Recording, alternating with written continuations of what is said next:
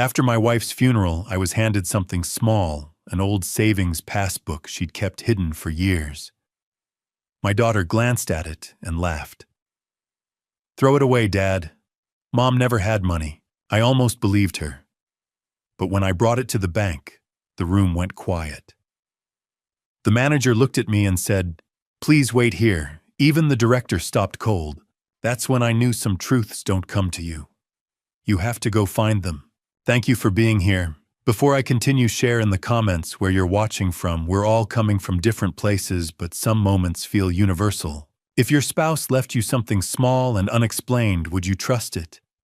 Or trust the people around you? This story includes creative elements used to explore deeper themes. Names and settings may differ from reality, but the lesson behind it is meant to resonate. I'm sorry I couldn't tell you sooner. Those were the last words my wife said to me. Not "I love you," not "take care of yourself."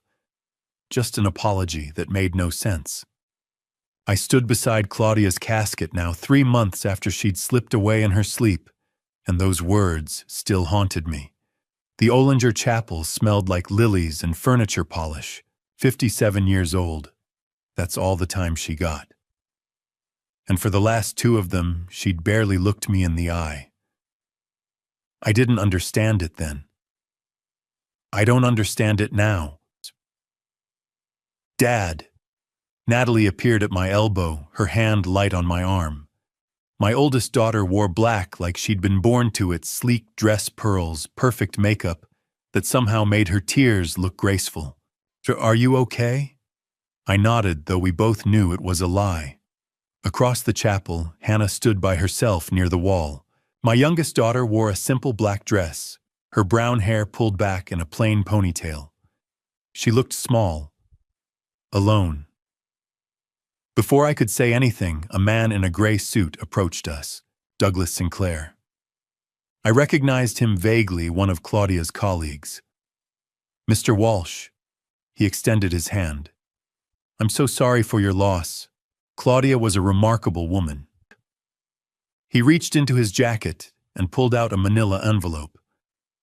"Claudia asked me to give this to you. After." He pressed it into my hands. She was very specific about the timing. I stared at the envelope. My name was written in Claudia's neat handwriting. "What is it?" Natalie asked. "I'm not entirely sure," Douglas admitted. "She just said it was important." He lowered his voice. "She also said to tell you, trust no one but yourself." A chill ran through me. "What does that mean?"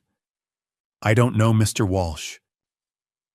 He handed me a business card and disappeared into the crowd. I opened the envelope. Inside was something wrapped in tissue paper and a folded note. I unwrapped it carefully. A passbook. Old-fashioned, the kind banks stopped issuing 20 years ago. The cover was worn edges soft from age. Heritage Community Bank, it said, in faded gold letters. I opened it. Claudia's name, an account number, the date March 15th, 1988. "What is it?" Natalie craned her neck to see.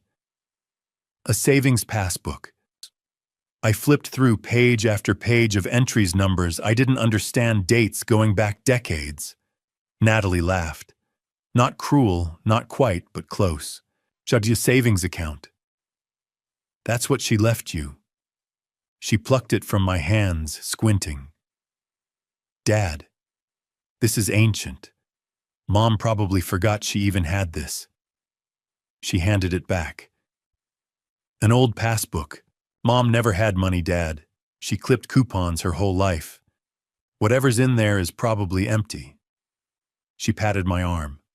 "Don't get your hopes up." I unfolded the note. Claudia's handwriting. "Gregory, if you're reading this, I'm gone. Go to Heritage Community Bank downtown. Ask for Warren Shields. Trust no one else. I love you. See." "What does it say?" Natalie asked. I folded it back up, slid everything into my jacket pocket. "Something personal." Dad. Not now. Please. 2 hours later, our house in Capitol Hill was full of people I barely recognized. Neighbors, co-workers of Claudia's, people bringing casseroles and sympathy I didn't know what to do with.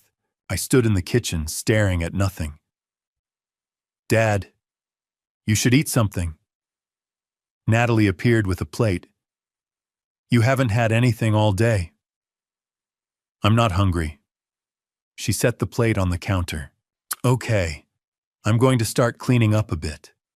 People will be leaving soon. I watched her move through the kitchen, efficient and graceful. She picked up empty cups, wiped down the counter. Then she reached for the manila envelope I'd left sitting there. What are you doing? I said. Just tidying. She pulled out the passbook, glanced at it again. Dad, seriously, this thing is worthless. It's just going to upset you every time you see it. Natalie, let me throw it away for you. She was already moving toward the trash can under the sink. You don't need reminders of, give it back. She paused, the passbook hovering over the trash. Then she smiled. Of course, sorry. I was just trying to help. She set it back on the counter, but I saw something in her eyes, something I didn't recognize. I need some air, I said, and walked out to the back porch. Through the kitchen window, I watched Natalie look around. The room was empty now. Everyone had drifted into the living room. She picked up the passbook again. This time she didn't hesitate. She opened the trash can and dropped it in, pushed it down under some paper towels. Then she walked out the back door. A man was waiting for her in the driveway, tall, good-looking in that too smooth way. I'd seen him outside the chapel earlier. Natalie glanced back at the house, then leaned close to him. Did you get it? He asked, voice low. She nodded. It's done. It's garbage. Good. He touched her arm. Your old man doesn't suspect anything. He doesn't suspect anything. He never does. They walked toward the street together, and I stood there on my own porch, frozen. Inside, through the kitchen window, I saw Hannah.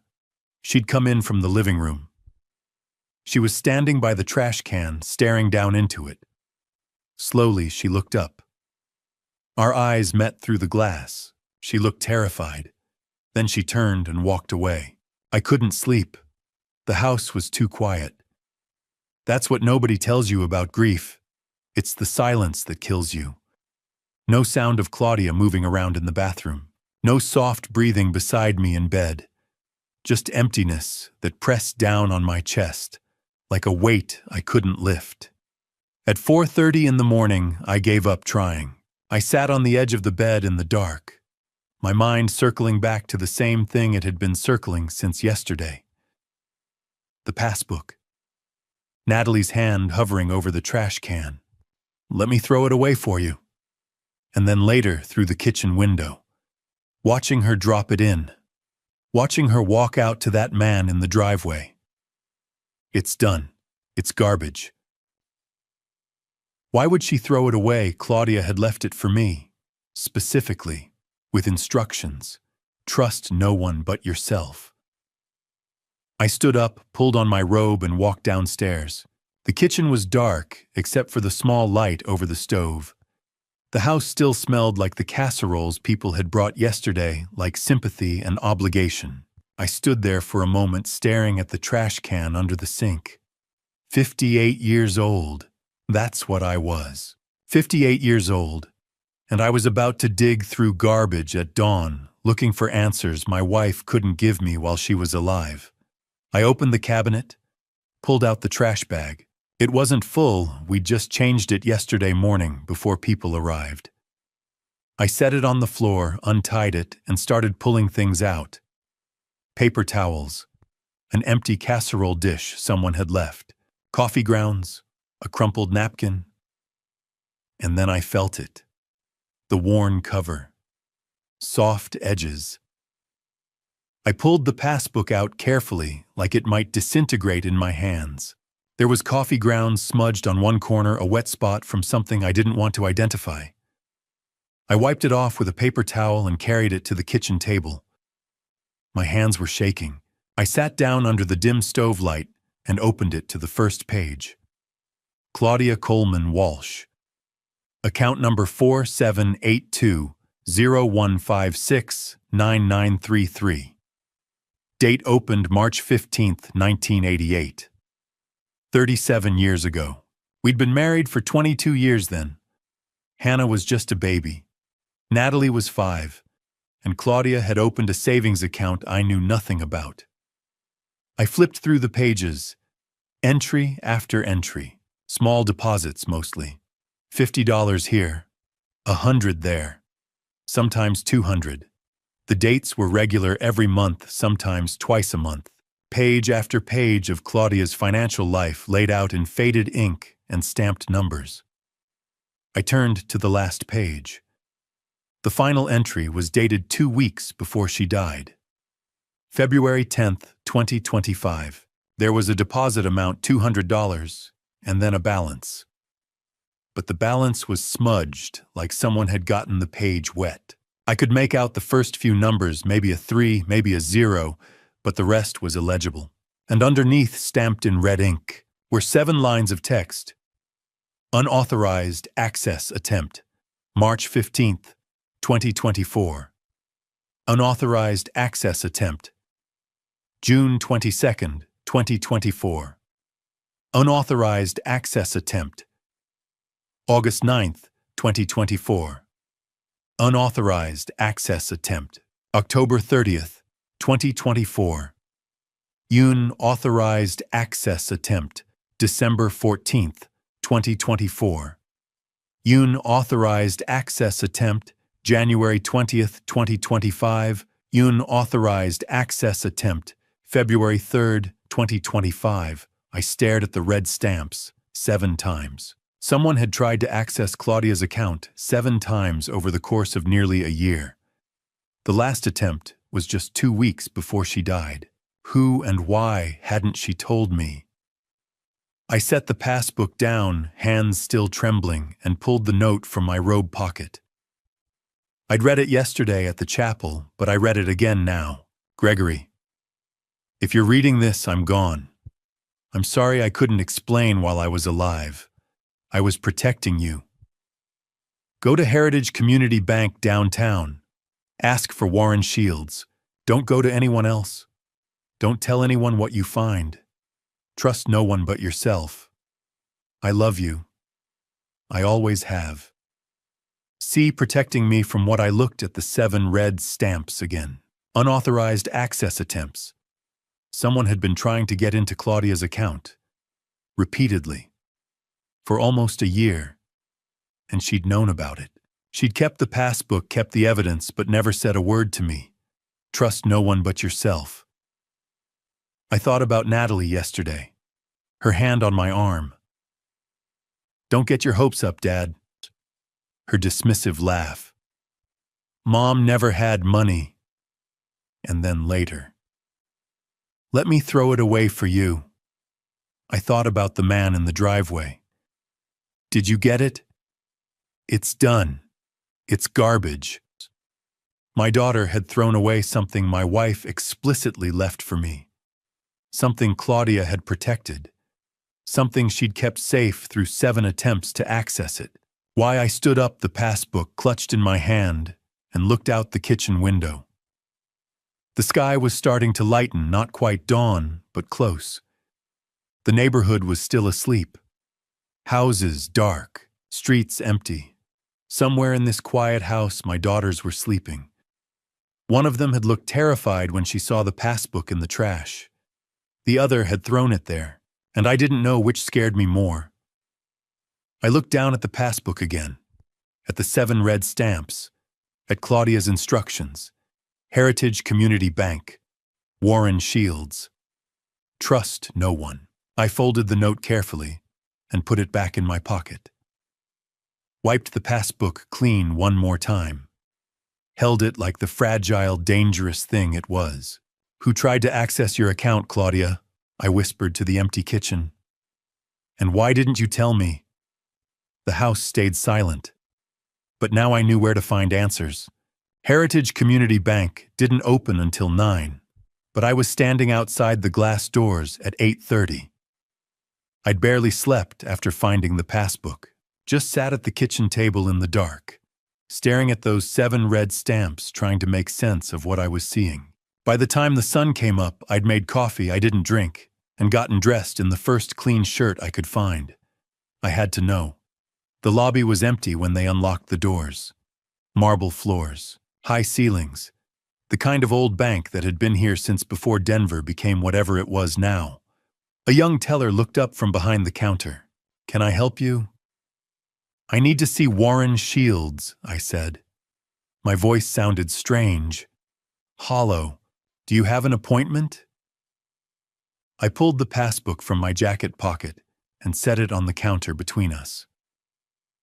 My wife left me instructions. She said to ask for Warren Shields, no one else. The teller looked at the passbook, then at me. Something shifted in her expression.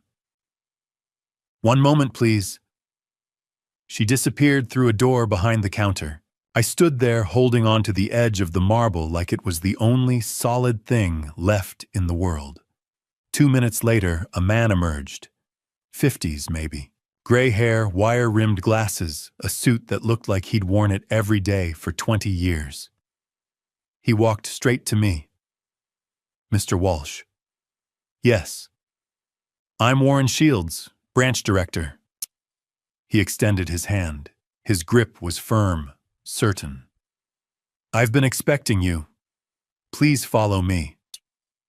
He led me through the lobby past the teller windows, into a small office with a desk and 2 chairs, and a computer that looked older than my marriage. He closed the door behind us. "I'm very sorry for your loss," he said quietly. Claudia she was a remarkable client, a remarkable woman. "You knew her for many years." He gestured to the chair across from his desk. "Please, sit." I sat. Set the passbook on the desk between us. Warren picked it up carefully, like it was something fragile. He opened it to the first page, then turned to his computer and began typing. I watched numbers and letters scroll across the screen. Account numbers, dates, things I didn't understand. Then he stopped, leaned forward, stared at the screen for a long moment. "Mr. Walsh," he said slowly. "Do you know what's in this account?" "No." My throat was dry. The balance was smudged. I couldn't read it. He turned the monitor toward me.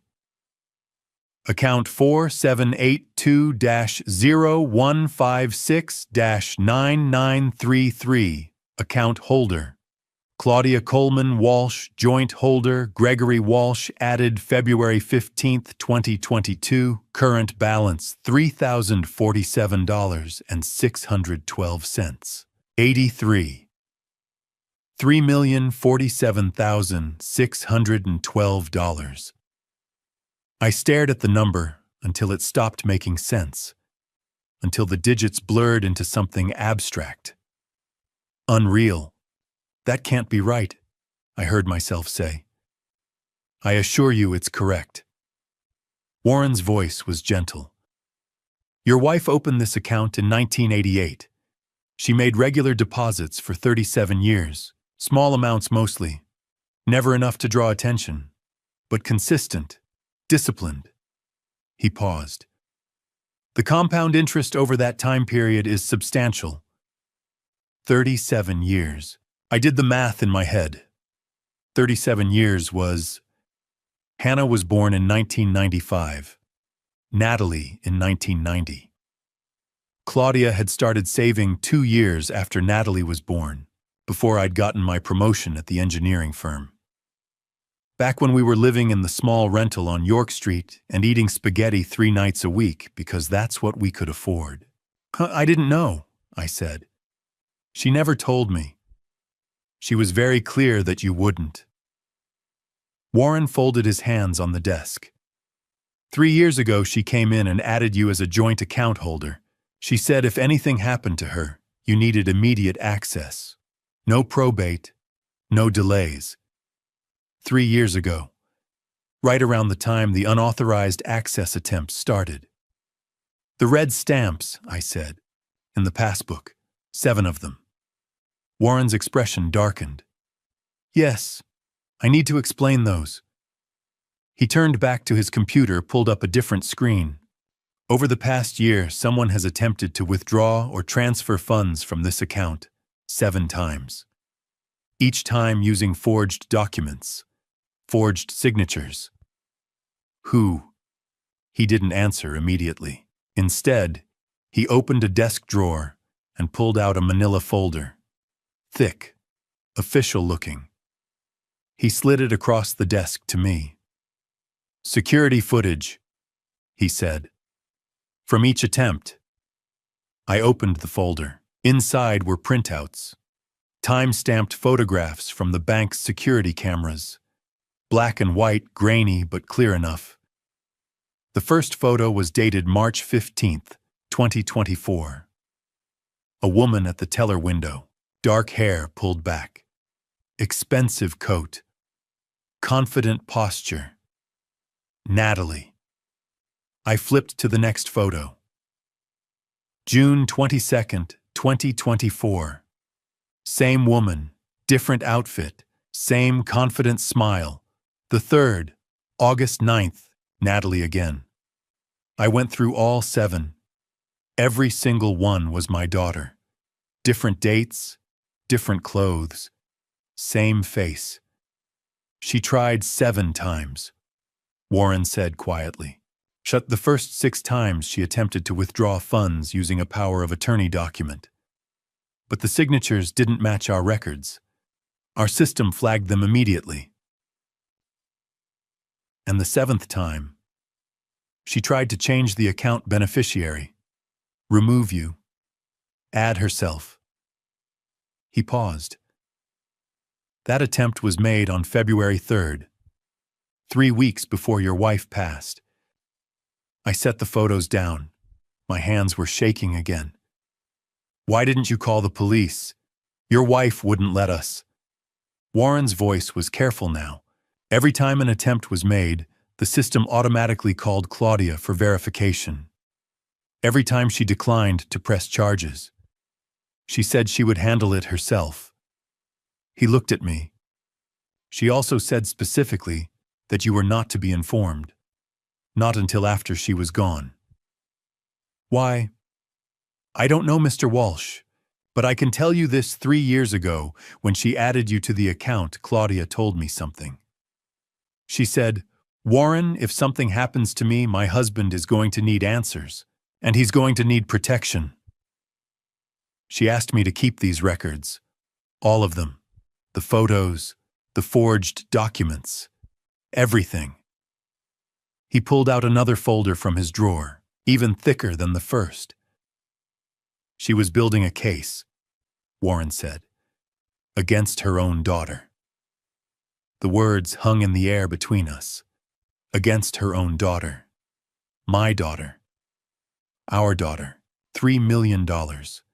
37 years of secret savings. 7 attempts to steal it. All while Claudia was dying and I knew nothing. I looked down at the photos again. At Natalie's face, at the confidence in her posture. The entitled smile. Mom never had money, Dad. Whatever's in there is probably empty. Let me throw it away for you. She knew. She'd known the whole time. Mr. Walsh. Warren's voice pulled me back. There's something else. I looked up. Your wife also left something in our vault. A safe deposit box. He stood up, pulled a small key from his desk drawer. She instructed me to give you access the moment you came in. He held out the key. Would you like to open it? I took the key. It was small, cold, heavy with whatever it unlocked. Yes, I said. I would. I sat in the vault room for a long time after reading Claudia's letter, staring at nothing. The journals sat on the table in front of me. 5 years of evidence. 5 years of my wife watching our family fall apart and carrying it alone. He would never believe his golden child is a thief. She was right, but it was worse than that. 3 years ago, Hannah came over for dinner. Just the four of us, me, Claudia, both girls. Rare even then. Natalie was always busy. Hannah was quiet as usual, picking at her food. Halfway through the meal, Hannah set down her fork. "Dad, I need to talk to you about something." Natalie looked up, eyes sharp. "What is it, honey?" I asked. Hannah hesitated, glanced at her sister. "It's about... Natalie borrowed money from me last year. $20,000. She said she'd pay me back in 6 months. It's been 14 months now." Hannah.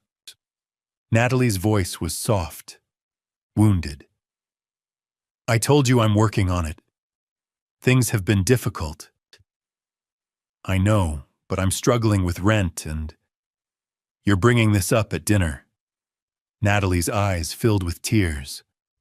Perfect tears, right in front of Mom and Dad. "You know I've been dealing with the divorce and the business problems." "I didn't mean... It's fine."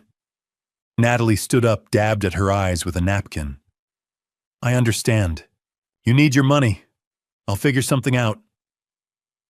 She looked at me. "I'm sorry, Dad. I didn't want you to see me like this."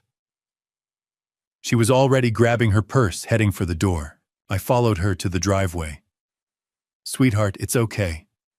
Money is tight for everyone right now. I don't want to be a burden, Dad." She wiped her eyes. "Hannah's right. I should have paid her back by now. I'm failing at everything." "You're not failing. You're going through a rough patch." I pulled out my wallet. "How much do you need right now?" "Dad, no." "How much?" She hesitated.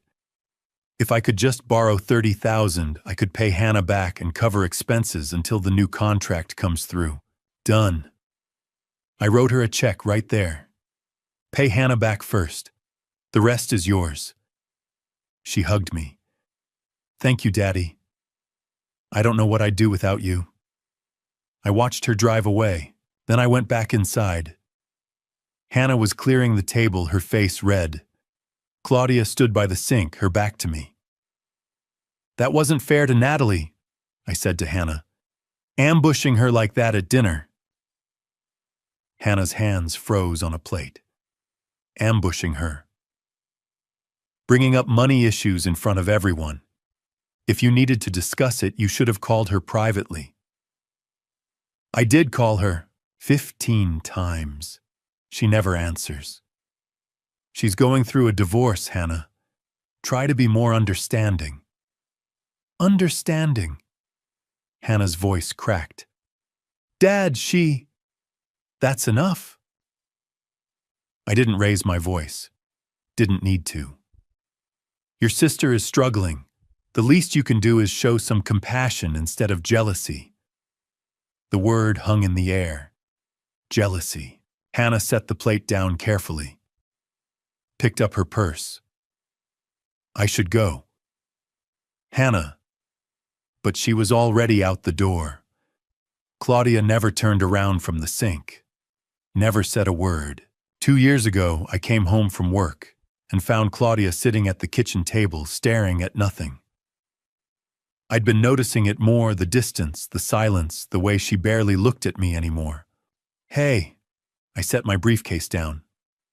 "You okay?" She didn't answer immediately. When she did, her voice was flat. "I'm fine." "You don't seem fine. You haven't seemed fine for months." I sat across from her. "Talk to me." "Nothing's going on." "Claudia." I said, "I'm fine, Gregory." She stood up, walked to the sink, started washing dishes that were already clean. "What is this about us?" I asked quietly. "Are we okay?" "We're fine. But we weren't fine. I knew we weren't fine. I just didn't know why. Later that week, Natalie stopped by. She found me in the garage organizing tools I didn't need to organize. "Dad, you okay?" "Yeah, just thinking." She leaned against the workbench. "Is it Mom?" I looked up. "What?" "Mom. She seems distant lately. Is everything okay between you two?" "I don't know." The admission felt like failure. "She won't talk to me." Natalie nodded slowly. "She said something to me last week, about you." My chest tightened. "What did she say?" "I don't know if I should." "Natalie, please." She hesitated. "She said she feels like you don't make time for her anymore, that you're always working, and she's just alone." She said that. "I'm sorry, Dad. I shouldn't have told you. I just hate seeing you both like this." After Natalie left, I tried harder, came home early, suggested dinner out, a weekend away. But every time Claudia had an excuse. She was tired. She had work. She wasn't feeling well. Eventually, I stopped trying. What I didn't know was that Claudia had never said any of it. Never complained about me working. Never said she felt alone. And Natalie had gone to Claudia too. Told her I'd said I was tired of her nagging, that I felt suffocated, that I needed space. Also a lie. For 2 years, my daughter stood between us, fed us lies about each other, created distance where there was none, made sure we were too hurt, too confused, too proud to actually talk. And I believed every word. The vault room came back into focus. The journals, the letter. Even when I seemed cold these last 2 years, I was trying to protect you. She wasn't cold. She was terrified. Watching our daughter destroy our family and knowing that if she told me, I'd never believe her. She was right. I wouldn't have. My phone buzzed. Hannah's name on the screen. I answered. "Hannah." "Dad, where are you?" Her voice was shaking. "At the bank." "Why, what's wrong?" "I need to talk to you about Natalie." A pause. "And about Derek." My blood went cold. "Who's Derek?" "And Natalie's boyfriend or husband. I don't know anymore." She was talking fast now. "Dad, I should have told you sooner. I should have said something at the funeral, but I was scared." "Hannah, slow down. What about Derek?" "He's the one who got me to borrow the $80,000 3 years ago. He and Natalie came to me together with this investment opportunity. They said I'd double my money in 2 years. I trusted them." Her voice broke. "And then they both disappeared. I've been paying off that debt for 3 years, and I just found out last week Dad Derek has done this before. To other people. Other families. He has a record." The man in the driveway. "Did you get it?" "Where are you right now?" I asked. "Home." "Dad, are you okay?" "You sound..." "I'm coming over. Don't go anywhere. Don't talk to Natalie. Don't answer if she calls." "Okay, Dad." "I'll be there in 20 minutes. I hung up. Looked down at Claudia's letter one more time. Natalie is not working alone. Now I had a name. Derek. Washington Park was nearly empty when I arrived. Late morning on a weekday. Hannah sat on a bench near the lake, arms wrapped around herself like she was trying to hold something in. I sat beside her. Neither of us spoke for a moment. We just watched the ducks glide across the water. "Thank you for coming," she said finally. "You said you needed to talk about Derek." She nodded. 3 years ago, Natalie called me. Said she wanted coffee. Just us. Sister time. a bitter smile. We hadn't done that in years. I should have known something was wrong. What happened? She brought someone with her. Derek introduced him as her boyfriend. He was charming, confident, the kind of person who makes you feel special. Hannah's hands twisted in her lap. They told me about an investment opportunity, real estate development in Colorado Springs. Derek showed me projections testimonials. It looked legitimate. How much? 80,000. She said it fast. I told them I didn't have that. Derek said I could take out a loan. The returns would be so good, I'd pay it back in 18 months and still have profit. He promised to double my investment in 2 years. And you believed him. Natalie vouched for him, Dad. She said she'd already invested. She said you and Mom were thinking about it too. Hannah looked at me. Were you? No, we never heard about it. She closed her eyes. Of course not. So you took out a loan. First Mountain Credit Union. 80,000 at 12%. No collateral, so the rate was high. I thought it didn't matter because I'd pay it back fast. What happened? For 6 months, Derek sent updates, photos of construction sites, progress reports. Then the updates stopped. Then nothing. She wiped her eyes. I tried calling, texting. He disappeared. Natalie said he'd left town for a business emergency. She said she was worried too, that she'd lost money. Did you believe her? I wanted to. She's my sister. Hannah's voice turned bitter. But then the loan payments came due. $1,800 a month. I'm a graphic designer, Dad. I couldn't afford rent and the loan. I couldn't afford groceries some months. I sold my car. Stopped going out. Worked constantly. I thought about the dinner 3 years ago. Me writing Natalie a check. Me calling Hannah jealous. Why didn't you tell me? I tried. Her voice was quiet. At dinner that night, when I asked Natalie about money, but you called me jealous. After that, I figured there was no point. You weren't stupid. You were lied to. For 2 years, I paid that loan. Every month. $1,800. I moved to a cheaper apartment. Ate ramen. I couldn't even afford to take time off for Mom's funeral. Tears streamed down her face.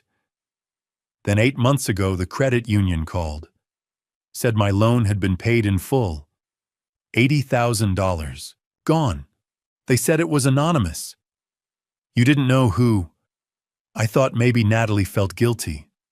Or Derek paid me back. I didn't understand. She looked at me. Until yesterday. I saw you with the passbook. Saw Natalie throw it away. And I knew. Mom had been watching everything. I pulled out the receipt from my jacket, handed it to her. Hannah read it slowly. Loan payoff. Hannah Walsh. $80,000. Paid by Claudia Coleman Walsh. She saved me, Hannah whispered. She knew I was drowning and didn't say anything. She just saved me. She loved you. She wanted to protect you. Why didn't she tell me? Because if she did, it would tear the family apart. She was trying to build a case quietly. And then she died before she could finish. Yeah. We sat in silence. The ducks kept swimming. The world kept moving. There's something else, Hannah said. About Derek. I looked at her. After the funeral, I searched for him online. Derek Samuel Morrison, 40 years old. He has a criminal record. She pulled out her phone, showed me a mugshot. The same man from the driveway. Elder fraud. Financial exploitation. Arrested in Florida in 2012, Arizona in 2016. Both times he targeted older people, fake businesses, retirement money. He served time in both states. My blood went cold. And now he's with Natalie. Yeah. Hannah's voice was steady now. He's done this before, Dad, to other families. I think he targeted Natalie, used her to get to the rest of us. I stared at the photo. Derek Samuel Morrison. The man who'd gotten my daughter to steal. The man who'd tried to take $3 million from my wife. The man who was still out there. We're going to the police, I said. Right now. Hannah nodded. Okay. But as we stood to leave, I looked back at the lake. Thought about Claudia. How she'd seen all of this coming. How she'd saved Hannah without taking credit. Trust no one but yourself. Derek wasn't just Natalie's boyfriend. He was the predator. And we were the prey. By the time we got back to my house, it was dark outside. Hannah set her laptop on the kitchen table and opened it. Her hands were steadier now, focused. Let me show you what I found.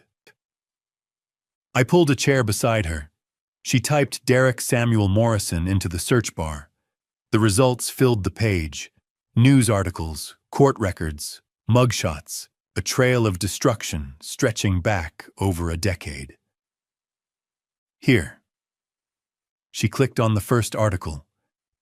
Miami Herald, August 2012. Local man arrested in elderly fraud scheme. Derek's photo stared back at me. Younger but the same face, the same smile. Hannah read aloud. Derek Samuel Morrison, 32, arrested for defrauding 3 elderly victims out of $420,000. Charged with wire fraud, identity theft, and exploitation of the elderly. What happened to him? Pleaded guilty, 18 months in Florida State Prison, released March 2014. And then, Arizona. She clicked another article. Phoenix New Times, October 2016. Man sentenced in retirement scam. Derek Morrison, 36, sentenced to 2 years for targeting retirees, posed as a financial advisor, convinced victims to liquidate retirement accounts. Total losses exceeded $600,000. I stared at the screen. He served time, got out, did it again. Yeah, released from Arizona in December 2018. She pulled up a Facebook profile. 1 month later, he was in Colorado. The profile showed Derek at Red Rocks. January 2019. She scrolled through his photos.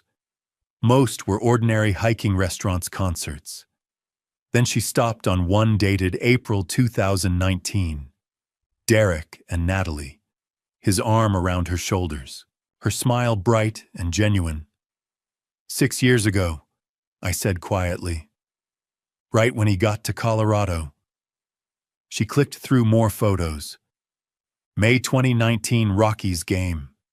June dinner somewhere fancy. August 2019, a selfie in front of my house. My house. He targeted her, I said. Look at this. Hannah pulled up another article. Arizona Republic, November 2016.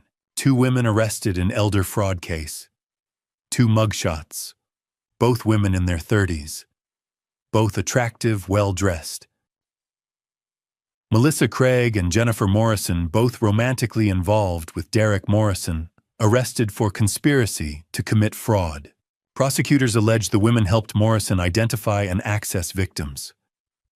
Craig got 3 years. Morrison, Derek's wife, got 5 years. His wife went to prison.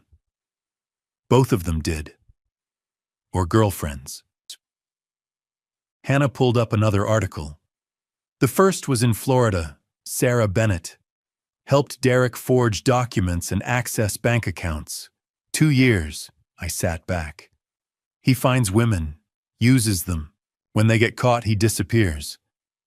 3 times that we know of. Florida, Arizona, Colorado.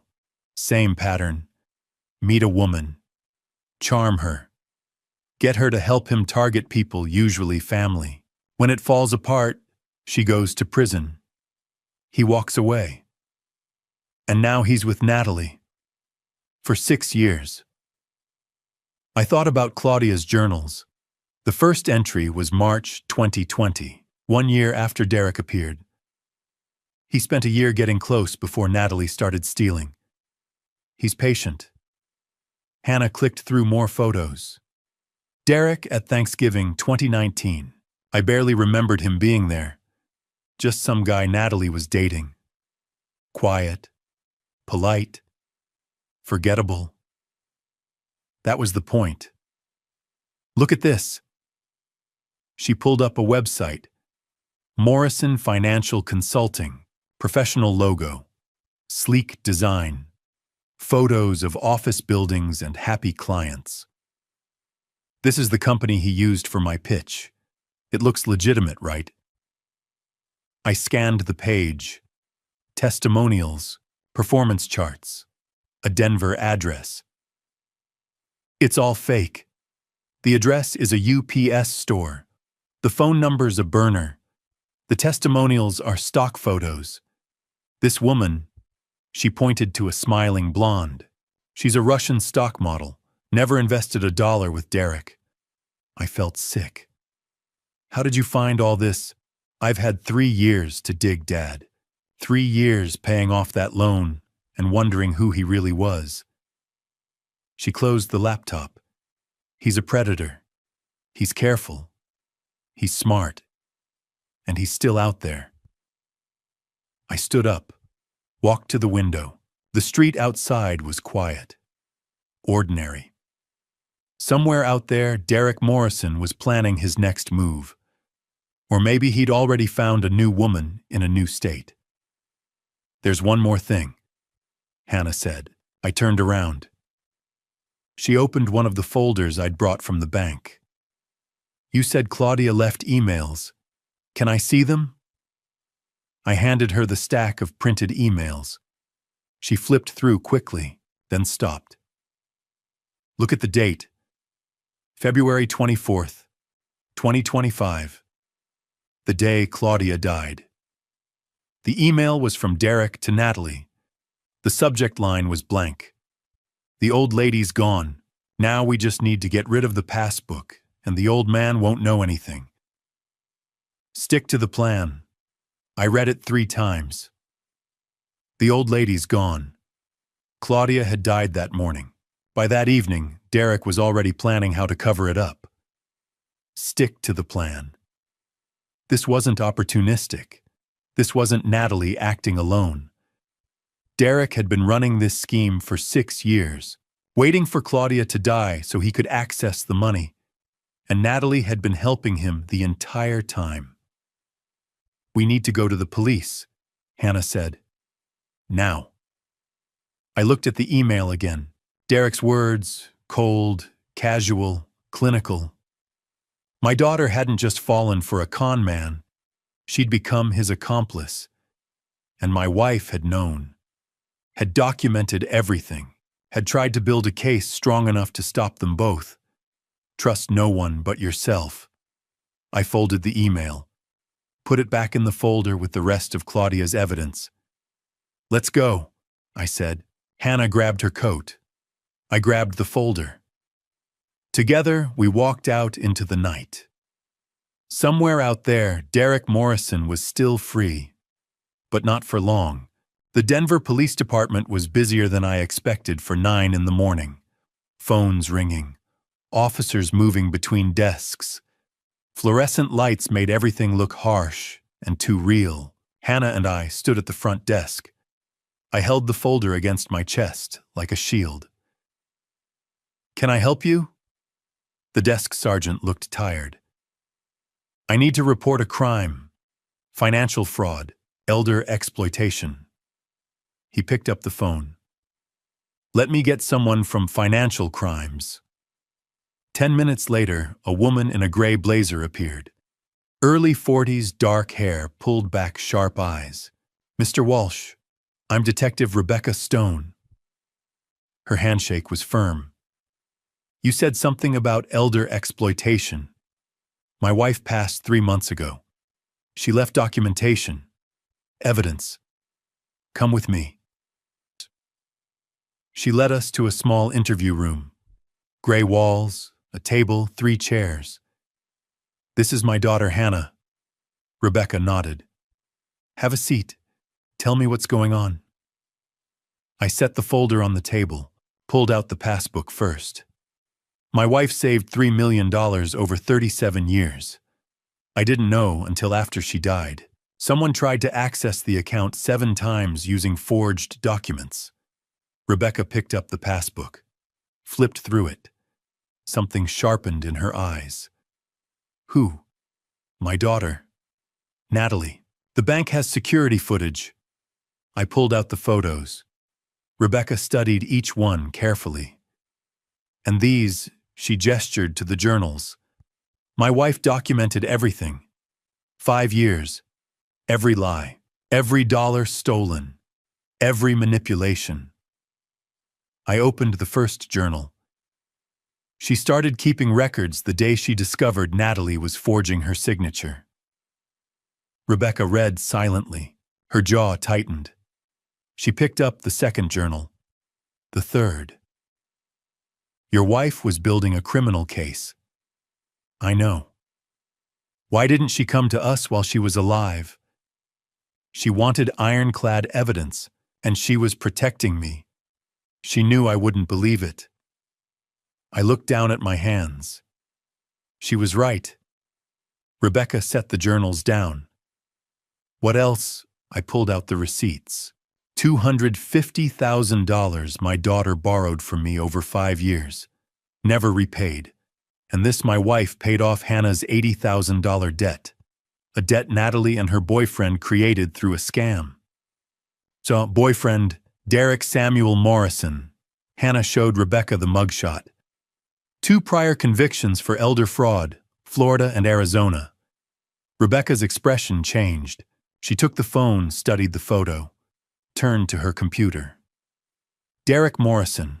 I know that name. FBI has him on a watch list for interstate fraud. He's been with Natalie for 6 years, I said. I think he targeted her to get to our family. Proof. I handed her the email. The old lady's gone. Rebecca read it twice. When she looked up, her eyes were cold. Like this was sent the day your wife died. Yes. Mr. Walsh, do you believe your daughter was involved in your wife's death? The question hit me like a punch. What number? Claudia died of a heart attack, natural causes. You're sure? The death certificate. I stopped. You think? When I see a suspicious death followed by an email about covering up crimes, I have to ask. She made a note. I'll request the medical examiner's file. I couldn't breathe. Let me tell you what I see here, Rebecca said. Elder financial abuse, identity theft, forgery, conspiracy to commit fraud. 7 felony counts minimum against Natalie Walsh. If Derek Morrison is involved, we're looking at interstate fraud, possibly RICO charges. There are 3 more victims, Hannah said quietly. Rebecca looked at her. Haturtilo. What? Natalie worked as a care coordinator for a senior services nonprofit from 2020 to 2023. She had access to elderly clients. 3 people filed complaints about missing money. The nonprofit fired her, but no one pressed charges. Rebecca's pen was moving fast. Names. Hannah pulled out a paper. Evelyn Tucker, 78, $15,000 in a fake real estate investment. Raymond Fisher, 83, $22,000 in a veterans charity scam. Irene Fletcher, 80. She was my mom's neighbor. $18,000 for fake home repairs. Rebecca stared at the list. Your sister targeted elderly people for 3 years. Yes. This isn't family drama. Rebecca looked at me. Your daughter and Derek Morrison are serial predators. Multiple victims. Multiple schemes. This is organized crime. The room felt too small. What happens now? I asked. I'm opening a formal investigation. I'll contact the FBI about Morrison. I'll reach out to these victims for statements. She looked at me. And I'll need yours. Everything. Timeline interactions, what Natalie said and did. I'll do it. You understand what this means. If we arrest Natalie, you'll have to testify in court. Stand up and tell a jury your daughter is a criminal. My throat was tight. She is a criminal. Rebecca nodded slowly. Then we'll move forward. I'll get the bank records and footage, bring in the victims, prepare an arrest warrant. She paused. Mr. Walsh will arrest your daughter tomorrow. She'll be arraigned within 48 hours. Are you ready for that? Was I ready to watch my daughter get handcuffed, to see her in court, to testify against her? No. But Claudia had been ready, had prepared for years, had carried this burden alone. Now I had to finish what she started. Yes, I said. I'm ready. Rebecca stood, extended her hand. Then let's get justice for your wife. I shook her hand, and for the first time since Claudia died, I felt like I was doing something she would have wanted. Not forgiveness, not mercy, justice. 2 days later, I stood across the street from Natalie's house in Cherry Hills Village and watched 2 police cruisers pull up to the curb. I didn't have to be there. Rebecca had told me that, but I needed to see it, needed to know it was real. The house was massive, 3 stories, brick facade, perfectly manicured lawn. I'd helped Natalie with the down payment 4 years ago. $50,000 I'd thought was going toward her future.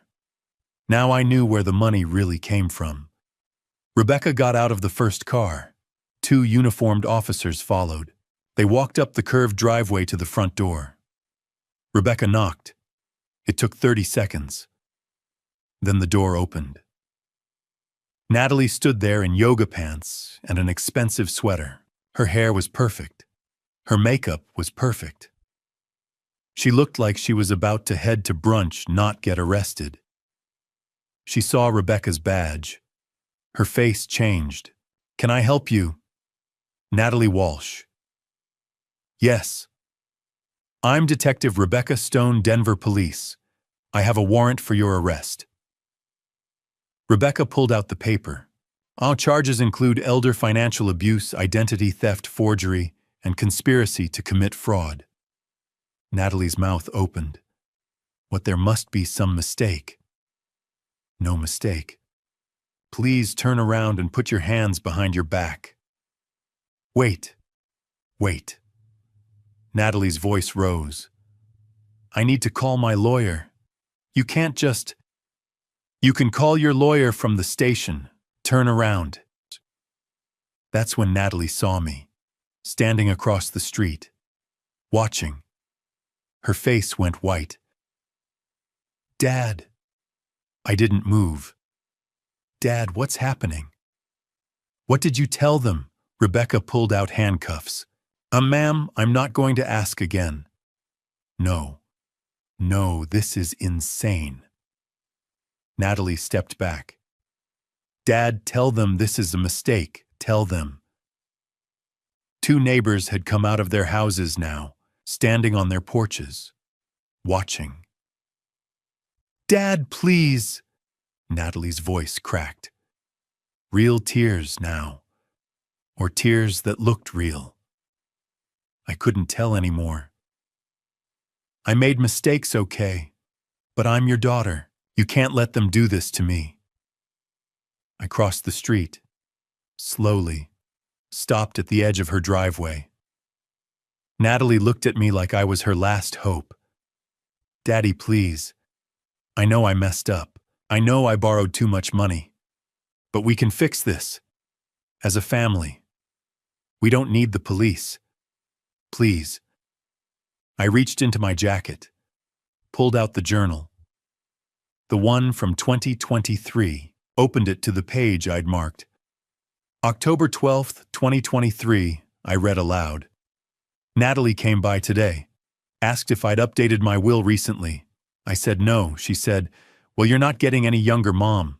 You should think about it." Then she laughed, like it was a joke. But I saw her face. I saw what she was really thinking.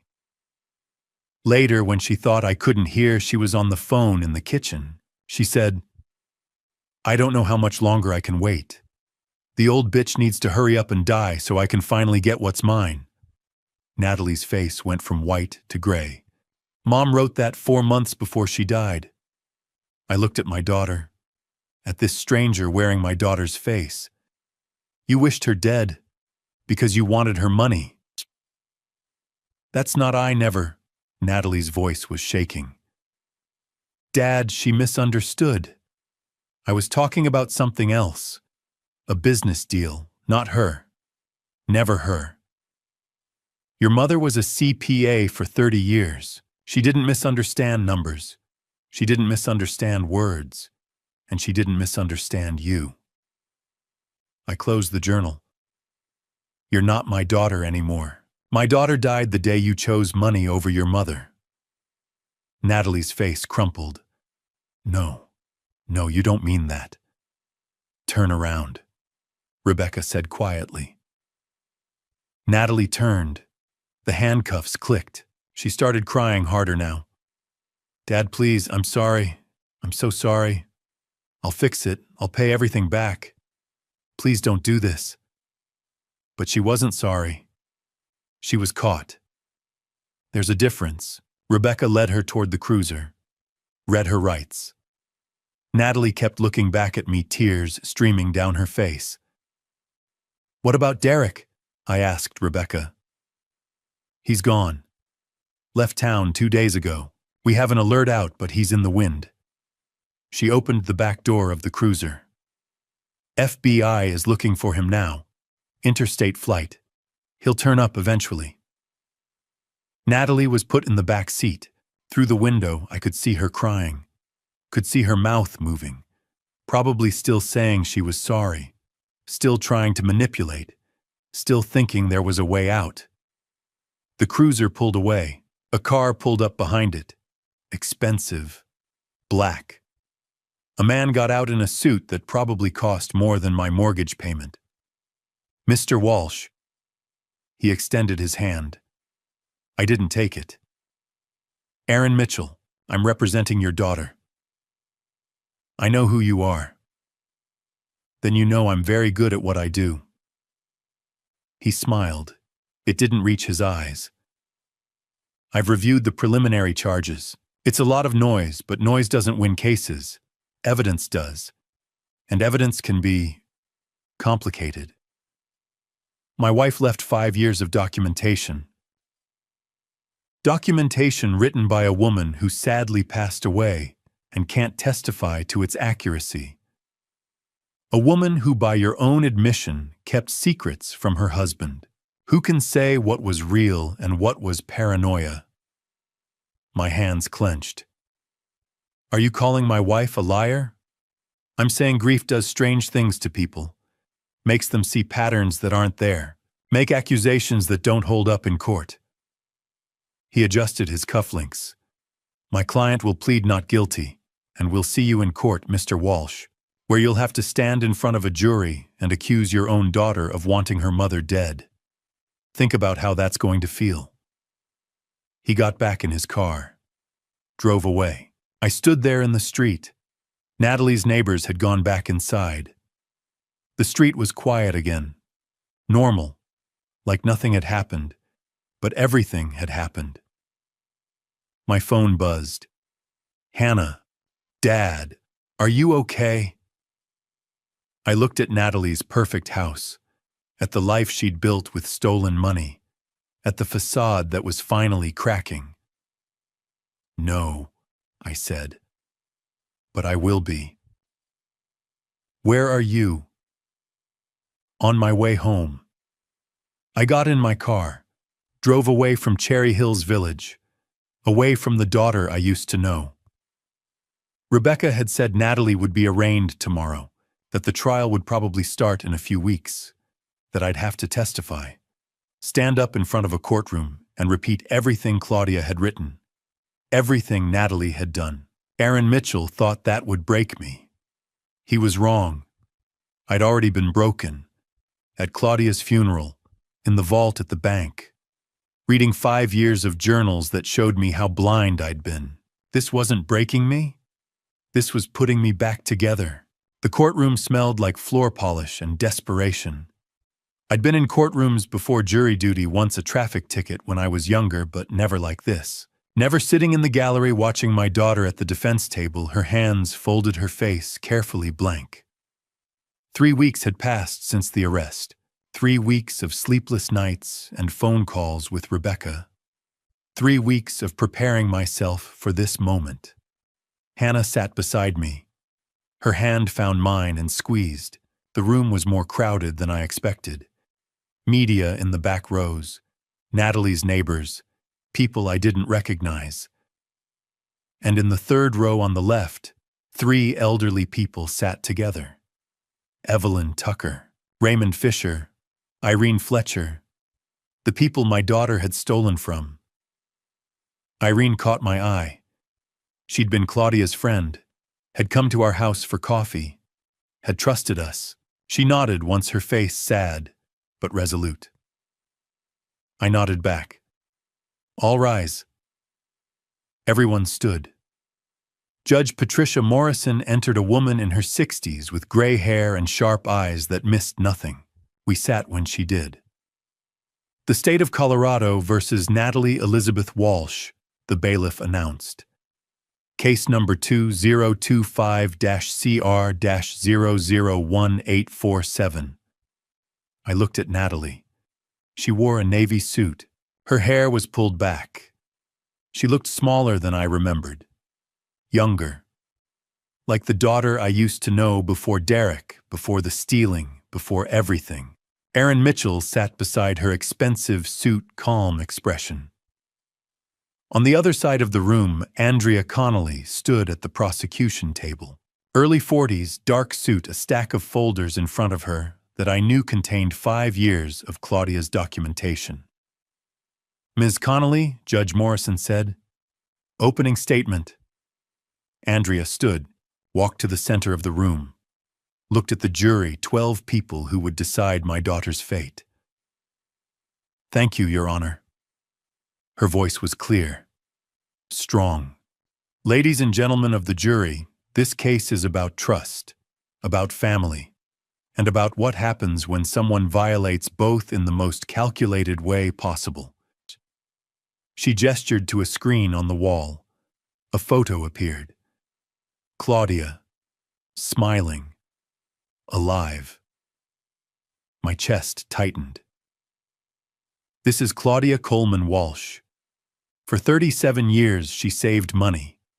Small amounts. $50 here, $100 there.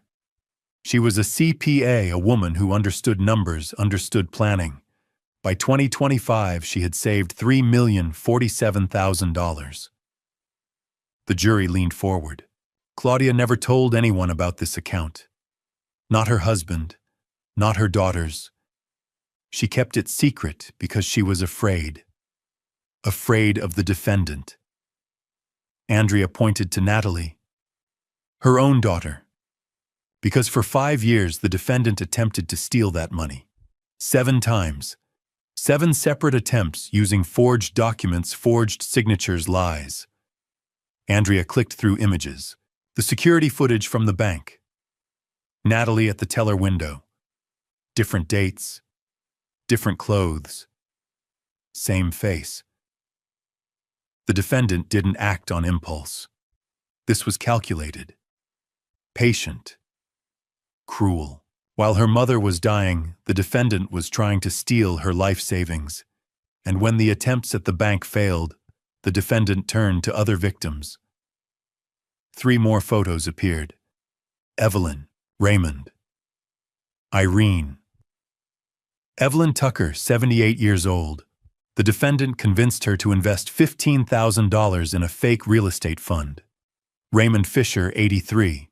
The defendant ran a fake charity and stole $22,000 intended for veterans. Irene Fletcher, 80. The defendant took $18,000 as a deposit for home repairs that never happened. Andrea's voice hardened.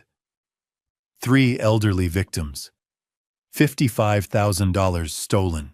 And that doesn't include the $250,000 the defendant borrowed from her father and never repaid, or the $80,000 she and her accomplice stole from her own sister. Hannah's hand tightened in mine.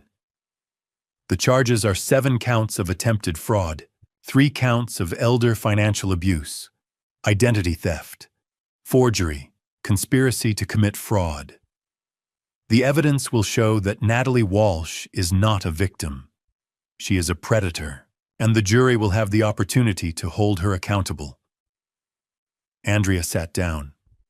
Judge Morrison looked at Aaron Mitchell. Mr. Mitchell, your opening statement. Aaron stood, buttoned his jacket, walked slowly to the center of the room. He didn't look at the jury right away. He looked at Natalie. Let them see his client, young, vulnerable, alone. Ladies and gentlemen, my name is Aaron Mitchell, and I represent Natalie Walsh. And I'm here to tell you about the real predator in this case. He paused. Derek Samuel Morrison. He clicked a button. Derek's mugshot appeared on the screen. Derek Morrison, 40 years old, 2 prior convictions for elder fraud in Florida and Arizona. A professional con man who targets women, manipulates them, uses them to access money, and then disappears when things go wrong. Derek Morrison met Natalie Walsh 6 years ago. He was charming, confident. He told her he loved her. And slowly, methodically, he turned her into a tool for his crimes. Aaron's voice was smooth, sympathetic. The prosecution wants you to believe Natalie is a mastermind, but the evidence will show she's a victim, a woman manipulated by a career criminal. Yes, she made mistakes. Yes, she trusted the wrong person, but making mistakes is not the same as being a criminal. He gestured to the empty chair beside Natalie. Derek Morrison isn't here. He fled, abandoned Natalie the moment the police got involved. Because that's what he does. He uses women and leaves them to face the consequences alone. That's exactly what happened to 2 other women, both of whom went to prison while Derek walked free. Aaron turned to the jury. The prosecution has documents. They have journals written by a woman who tragically passed away and cannot be cross-examined. They have security footage that shows Natalie at a bank, but not what Derek told her to do, not the threats he made, not the control he had over her. He paused. Let the words sink in. My client is not innocent of everything, but she is innocent of being a predator. She's a victim of one, and I'm asking you to see the difference. He sat down. Judge Morrison looked at the jury. You've heard the opening statements. The prosecution will now present its case. This trial will determine whether Natalie Walsh is a victim, as the defense claims, or a willing participant in a 5-year scheme to defraud her family and vulnerable elderly people. She looked at Andrea. Call your first witness. Andrea stood. Her eyes met mine across the room. The prosecution calls Gregory Walsh to the stand. The room went silent. Hannah squeezed my hand one more time, then let go. I stood. My legs felt unsteady. Every eye in the room was on me as I walked to the witness stand. The bailiff held out a Bible. Do you swear to tell the truth, the whole truth, and nothing but the truth? I looked at Natalie. She was staring at me. Her eyes were wet. I do, I said. I sat down. Andrea approached. Behind her, Natalie looked small and scared at the defense table. Aaron Mitchell's pen was poised over his notepad, ready to tear apart everything I was about to say. And somewhere in the third row, 3 elderly people waited to hear me tell the truth about what my daughter had done to them. To all of us. Andrea's first question was simple. Mr. Walsh, how long were you married to Claudia Coleman Walsh? 36 years. And when did you first learn about the $3 million account? I took a breath. The day of her funeral. Can you tell the jury what happened that day? And I did. I told them everything. They asked me to tell the truth. So I told them everything, even the parts that broke me. Andrea stood in front of the witness stand. Behind her, 12 jurors watched. Natalie sat at the defense table, her hands folded, her face pale. Mr. Walsh, tell the jury what happened the day of your wife's funeral. I took a breath. A lawyer gave me an envelope. Inside was a savings passbook and a note from my wife. She told me to go to Heritage Community Bank, to trust no one. What did you do with the passbook? I didn't have time to look at it. Afterward, at my house, Natalie saw it. She said it was probably empty, that Mom never had money. She tried to throw it away from me. I paused. Later, when I wasn't looking, she threw it in the trash anyway. How do you know? I saw her through the kitchen window. She waited until I went outside. Then she threw it away and walked out to meet someone. Derek Morrison. What did you do? I couldn't sleep that night. At 4:30 in the morning, I dug through the trash. I found the passbook. What did you find? Pages of deposits going back to 1988, and on the last page, 7 red stamps. Unauthorized access attempts. Someone had tried to get into my wife's account 7 times. Did you know who? Not then. The next morning, I went to the bank. The director told me there was $3,047,000 in the account. A murmur went through the courtroom. And you had no idea this account existed? None. My wife saved that money for 37 years without telling me. What else did you learn? He showed me security footage. 7 attempts to withdraw money using forged documents. Every attempt was Natalie. I looked at my daughter. She was crying quietly. He also told me my wife had a safe deposit box. Inside were 5 journals. My wife documented everything Natalie did for 5 years. Every lie. Every theft. Andrea handed me a journal. Mr. Walsh read the entry from March 14, 2020. My hands shook. Today I discovered Natalie has been forging my signature. I found a withdrawal slip in the recycling. My name, my account, but not my signature. I cannot tell Gregory yet. He would never believe his golden child is a thief. So I'm writing everything down. My voice broke. Your wife kept 5 years of journals. Yes. What else was in the box? Receipts. Natalie borrowed $250,000 from me over 5 years. Different reasons. Business expenses, medical bills. I gave her the money because she was my daughter. She never paid back a single dollar. Were you aware of the total? No. I thought they were separate loans. I didn't realize it was $250,000 until I saw my wife's records. Andrea pulled out another document. And this, a loan payoff receipt.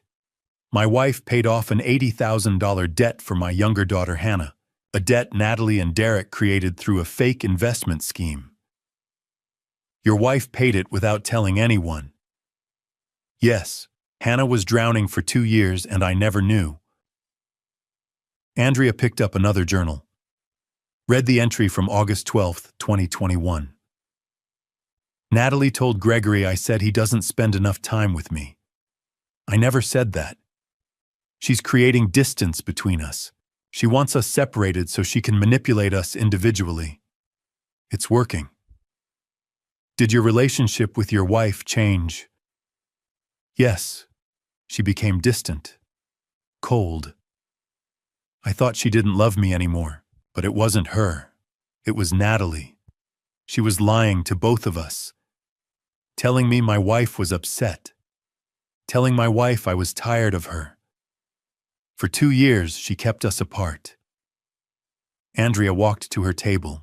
Your Honor, Exhibit M, a letter written by Claudia Walsh, February 20th, 2025, 4 days before her death. She handed me the letter. Read this to the jury. I unfolded it. My wife's handwriting. My dearest Gregory, if you're reading this, I'm gone. I'm sorry I couldn't explain while I was alive. I wanted to tell you every day for 5 years, but I needed evidence. I was protecting you from the impossible choice between your daughter and the truth. I couldn't make you choose. So I chose for both of us. I paused. Everything you need is in this box. 5 years of journals. Proof of the money Natalie took. There's one more thing. Natalie is not working alone. Someone dangerous is using her. Please be careful. Protect Hannah, she's innocent. And please don't let Natalie get away with this. Not for my sake, but for everyone else she might hurt. I love you. Even when I seemed cold, I was trying to protect you. Forever yours, Claudia. The courtroom was silent. Andrea's voice was quiet.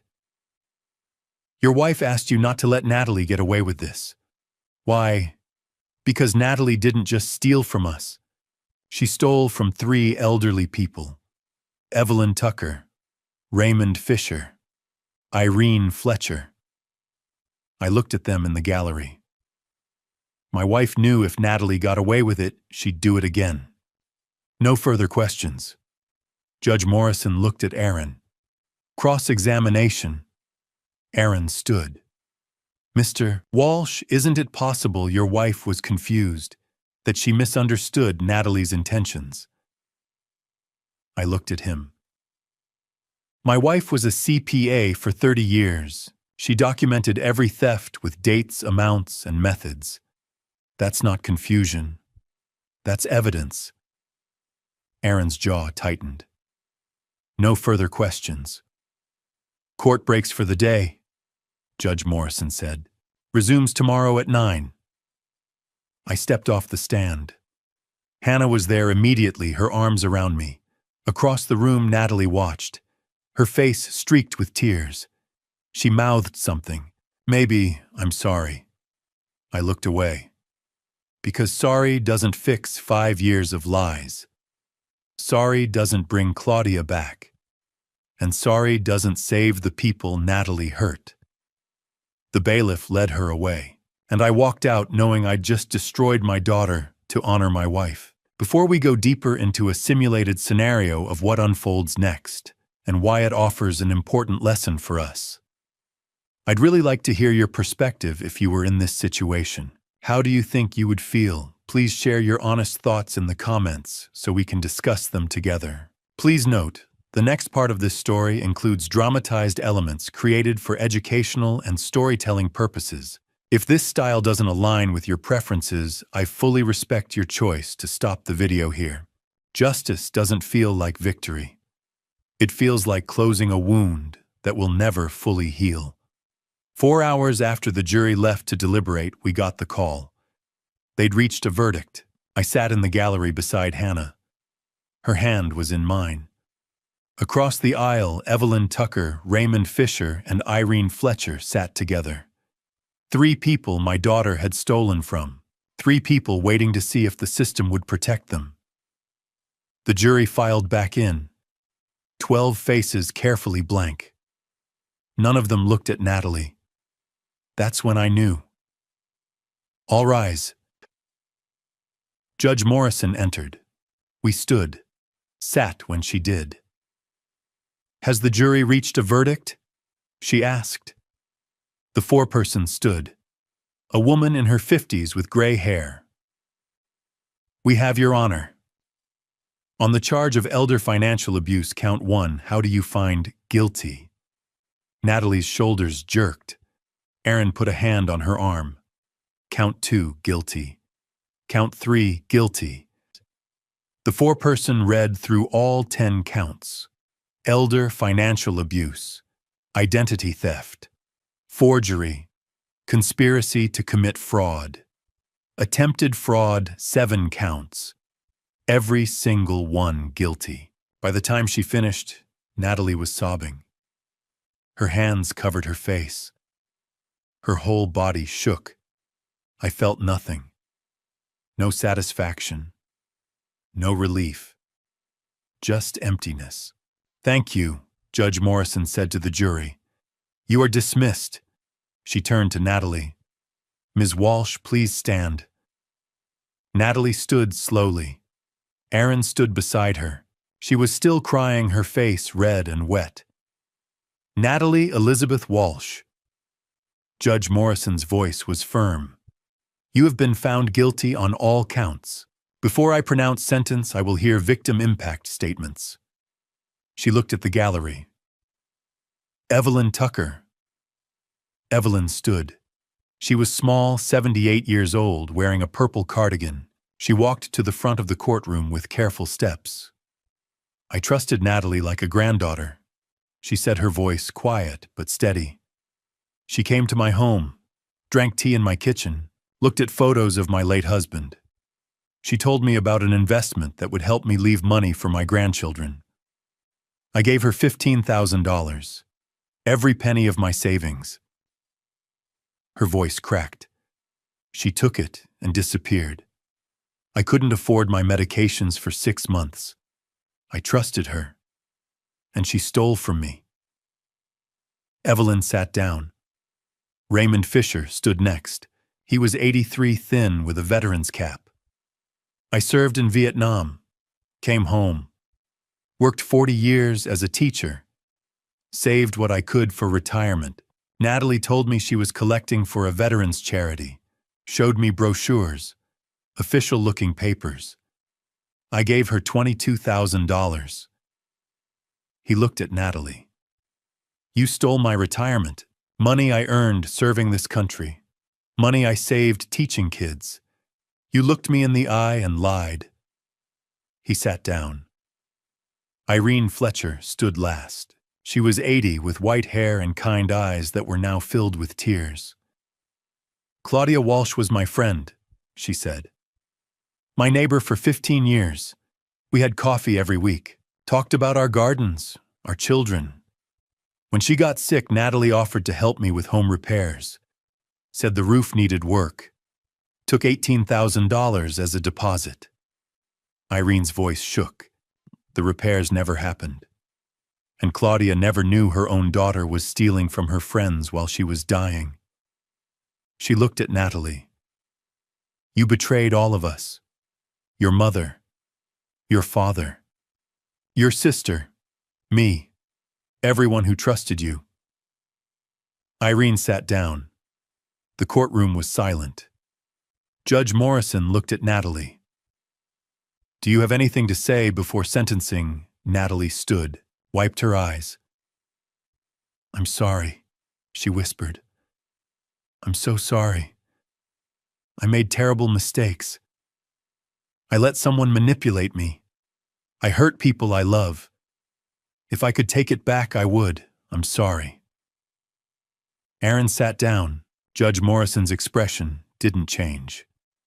Ms. Walsh, I've heard your apology, but I've also read 5 years of journals written by your mother. I've seen security footage of you attempting to steal from her 7 times. I've heard testimony from 3 elderly victims you defrauded. She paused. You showed no remorse until you were caught. You targeted vulnerable people, including your own dying mother. This court shows no mercy for such cruelty. Judge Morrison looked down at her notes.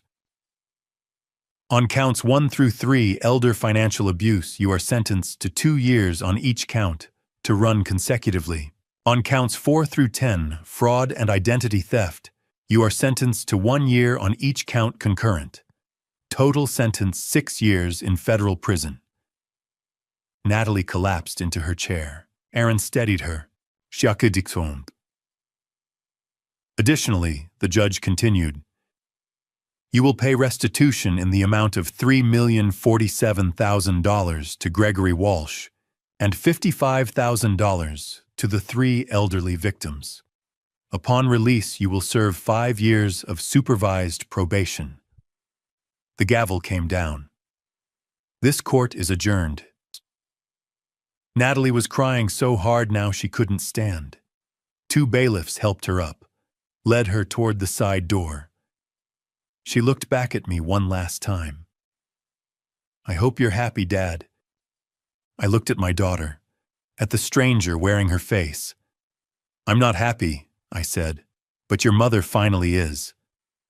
The bailiffs took her away. Evelyn, Raymond, and Irene came over. One by one, they shook my hand. Thank you, Evelyn said. Thank you for standing up for us. Your wife was a brave woman, Raymond added. Irene hugged me. Claudia would be proud. I couldn't speak, just nodded. Hannah and I walked out of the courthouse together. The late afternoon sun was too bright after the dim courtroom. The world kept moving. People walking past, cars driving by. Like nothing had happened. But everything had happened. Are you okay? Hannah asked. No, I said. But I will be. We stood there for a moment on the courthouse steps. What happens now? She asked. Derek's still out there. FBI's looking for him. I looked at her. Rebecca said they'll find him eventually. He's done this too many times. Someone always talks. Hannah nodded. And us? We go home. We figure out how to move forward. I put my arm around her. Together. She leaned against me. Mom saved all that money for 37 years. What are you going to do with it? I thought about Claudia, about the journals, about the 3 people who'd just thanked me for doing what she'd asked. Something that matters, I said. Something that would make her proud. We walked down the steps. Behind us, the courthouse doors closed. Natalie was going to prison. Derek was still out there somewhere, but Claudia's truth had won. And for the first time in 3 months, I felt like I could breathe. Grief doesn't end, but it changes. After 8 months, I could finally breathe without it hurting. Spring had come to Denver. Washington Park was green again, the lake reflecting blue sky. Hannah and I walked the path around the water. We did this every Sunday now. I've been thinking about something, Hannah said. She'd cut her hair shorter, started smiling again. The dinner 3 years ago, when I tried to tell you about Natalie. I'm sorry I didn't fight harder. I stopped walking. Hannah, don't apologize. But I'm the one who should apologize. I called you jealous. I chose Natalie over you again and again. I failed you. I failed your mother. My throat tightened. I'm sorry. Her eyes filled with tears. You didn't know. I should have listened. I pulled her into a hug. I'm sorry it took losing everything to finally see it. She held on tight. We didn't lose everything, Dad. We still have each other. We kept walking, past joggers and families. Normal life. I go to the cemetery every Wednesday, I said. Bring flowers. Sit for a while. Hannah nodded. She'd been with me twice, to Fairmount Cemetery, to Claudia's grave. The headstone was simple. Claudia Coleman Walsh, 1968 to 2025. Beloved wife and mother. I finished the journals, I said. All 5. Yeah, took me 6 months. I could only read a little at a time. I sat on a bench. Hannah sat beside me. She wrote about loving me on every page, even when she was documenting Natalie's lies. What did she say? There's an entry from 2 years ago, October 2023. She wrote, Gregory tried to hold my hand today.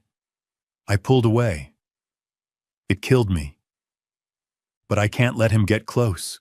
If he asks the wrong question, I'll break. I'll tell him everything before I have enough proof. So I stay cold, and I hate myself for it. Hannah's hand found mine. For 2 years, I thought she didn't love me anymore. I wiped my eyes. But she loved me the whole time. She was just protecting me, carrying this alone. She was protecting all of us. I went to the cemetery yesterday, told her I'd finished reading, that I understood, that I forgive her. I turned to Hannah, and that what she did was the bravest thing I've ever seen. We sat in silence, watching the world move around us. Have you heard about Natalie? Hannah asked carefully. She's at FCI Greenville in Illinois. 5 more years at least. I leaned back. Aaron Mitchell sent a letter last month. Said Natalie wants to see me, that she's taking classes, working with a counselor, that she's different. Do you believe it? I don't know. Maybe. Or maybe she's still manipulating. I shrugged. Either way, I'm not ready. Maybe someday. What about Derek? Still out there. FBI thinks Mexico. They'll find him eventually. We stood up, kept walking. I've been thinking about the money, I said. The $3 million. Yeah. Claudia saved it for 37 years. I keep thinking, what would she want me to do with it? What do you think? I think she'd want it to mean something. To help people. I stopped walking. I want to start a foundation, something that protects elderly people from financial abuse, free legal aid, education programs, a hotline. Hannah's eyes filled with tears. Dad, that's perfect. I want to call it the Claudia Coleman Foundation for Elder Protection. Mom would love it. I was hoping you'd help me run it. She blinked. What? You're good with people. You understand design branding. And you know what it's like to be manipulated. I took her hands. I can't do this alone. I need you. Dad. She pulled me into a hug. Yes, of course, yes. We stood there holding each other. For the first time since Claudia died, I felt something other than grief. I felt purpose. When do we start? Hannah asked. Soon. I've talked to Rebecca about it. She knows lawyers who specialize in elder law, and Evelyn Raymond and Irene want to help. They want to be advisors, tell their stories. The people Natalie hurt, yeah, they're turning their pain into protection for others. I looked at the sky. That's what we're all doing now. Taking what Natalie and Derek destroyed and building something better. Hannah squeezed my hand. Mom would be so proud. I hope so. We walked back to the car. The sun was setting, painting the sky orange and pink. Beautiful, like the world was reminding us that beautiful things still existed. Dad, Hannah said. Yeah. Thank you. For finally listening. For choosing justice. For choosing me. I pulled her close. I should have chosen you from the beginning. I'm sorry it took so long. We're here now. That's what matters.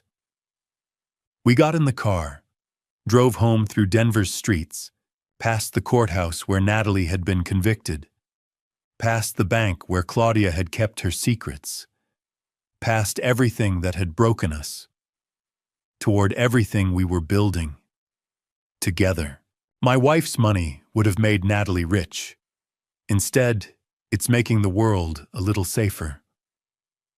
The office was small, just 3 rooms on the second floor of an old building in Capitol Hill. But it was ours. A desk, a filing cabinet, a phone line, a sign on the door that read, "The Claudia Coleman Foundation for Elder Protection." 8 months after the trial, we opened the doors. Hannah stood beside me holding a pair of scissors. Rebecca Stone was there. Evelyn Tucker, Raymond Fisher, Irene Fletcher. A few reporters. Some people from the neighborhood who'd heard about what we were doing. I looked at the ribbon stretched across the doorway. Red like the stamps in Claudia's passbook. Red like the warning she'd left behind. "Ready?" Hannah asked. I nodded. She cut the ribbon, people clapped, and just like that we were open. Inside, Hannah had designed everything. The walls were painted soft blue, Claudia's favorite color. There were photos of her on the wall, not formal portraits, just snapshots. Claudia in the garden, Claudia at Hannah's college graduation, Claudia laughing, alive. "This is perfect," I said. Hannah smiled. She would have liked it. Rebecca stepped forward. "Can I say a few words?" "Of course." She turned to the small crowd. "I'm Detective Rebecca Stone, Denver Police. I worked on Claudia Walsh's case. I've been in law enforcement for 20 years, and I've seen a lot of financial abuse cases. Most of them go unreported. Victims are ashamed, scared. They don't know where to turn." She gestured to the office. "This foundation changes that. Free legal help, financial education, a 24/7 hotline, support groups. This is what justice looks like after the trial is over." People nodded. Evelyn wiped her eyes. Rebecca looked at me. "Mr. Walsh, would you like to speak?" I stepped forward, cleared my throat. My wife Claudia saved $3 million over 37 years. She did it quietly, carefully. She never told anyone. And when our daughter tried to steal it, Claudia didn't report it. She documented it, built a case, protected her family the only way she knew how. My voice steadied. Claudia died before she could see justice, but she left us everything we needed to finish what she started. And now that money, the money she saved her whole life, is going to save other people. That's her legacy. I looked at Hannah, at Evelyn, Raymond, Irene. This foundation exists because Claudia refused to let cruelty win, and because 3 people who were hurt by my daughter chose to turn their pain into protection for others. Evelyn stood. "I'm honored to be part of this." Raymond nodded. "We all are." "Thank you," I said. "All of you." We spent the rest of the afternoon showing people around, explaining our mission, taking down names of people who needed help or wanted to volunteer. By the time everyone left, Hannah and I were alone in the office. "How do you feel?"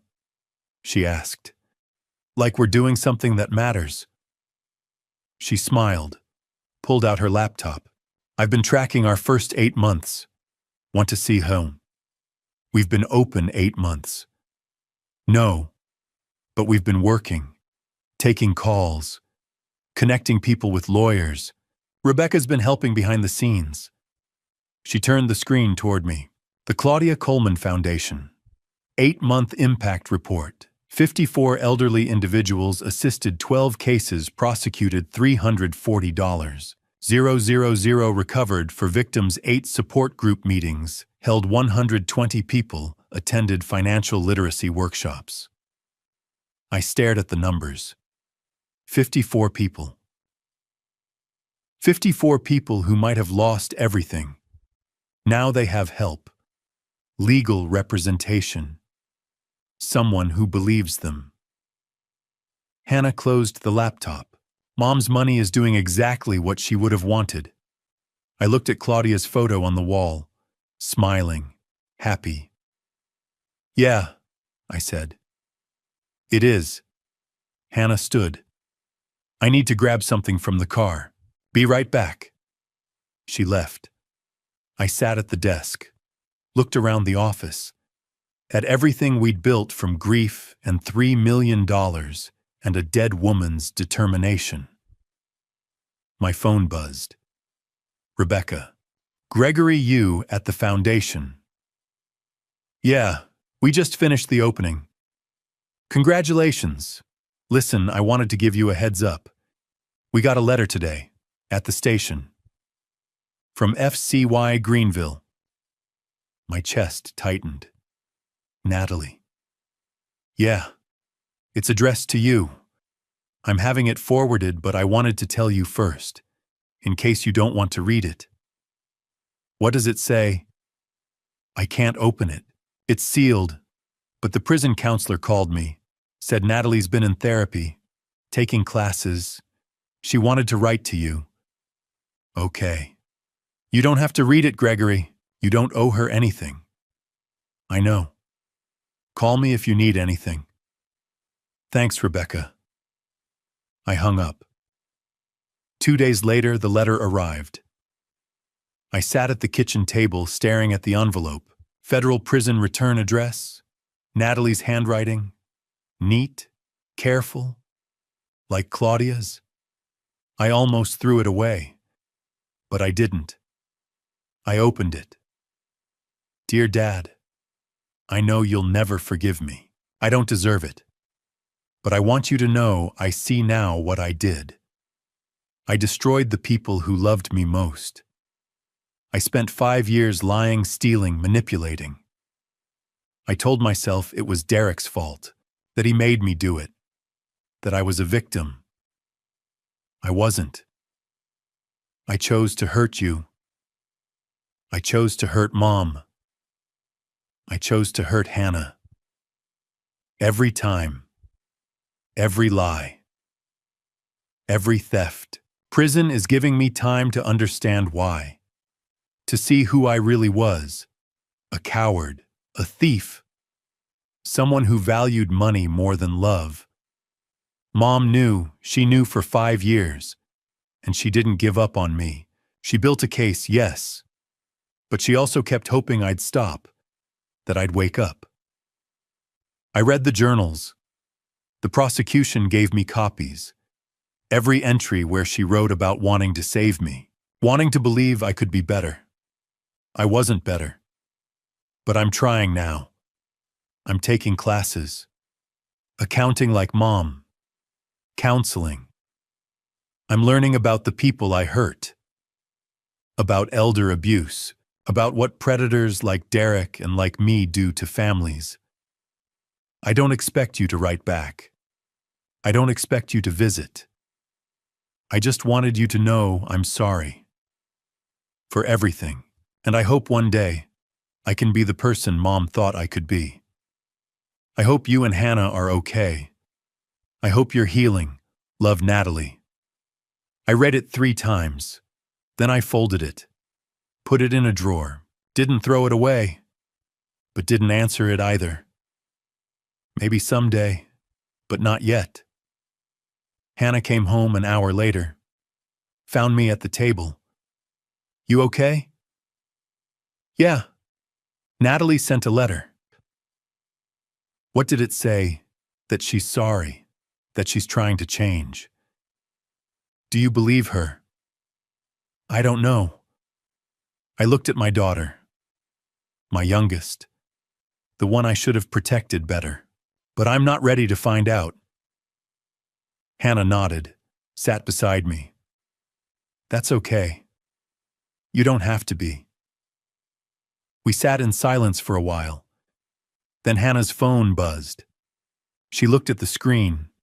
Her eyes widened. Dad, it's Rebecca. I answered. Rebecca, Gregory, FBI just called. They found him. My heart stopped. Derek. Yeah, Cabo San Lucas, Mexico. They're bringing him back. He'll be arraigned next week. I looked at Hannah, at the letter from Natalie, at the foundation we'd built. Good, I said. It's about time. Derek Morrison was finally caught, and Claudia's justice was almost complete. It took 1 year, 2 countries, and 6 states. But they finally caught him. Rebecca's call came on a Tuesday morning, exactly 12 months after Natalie's sentencing. I was at the foundation office reviewing grant applications with Hannah when my phone buzzed. Gregory, Rebecca said. Her voice carried something I hadn't heard before. Relief. We got him. I knew who she meant. There was only one him left. Where? Cabo San Lucas, FBI tracked him through a wire transfer he made to a girlfriend in Phoenix. Picked him up this morning at a beachfront condo. He'll be extradited within 48 hours. Hannah looked up from her desk. I nodded to her, and she covered her mouth with both hands. Derek Samuel Morrison, the man who'd walked into my home 6 years ago as Natalie's boyfriend. The man who'd taught my daughter how to steal from her dying mother. The man who'd vanished the day before Natalie's arrest. Finally caught. There's more, Rebecca continued. The FBI's been building a case for the past year. Gregory Derek didn't just target you.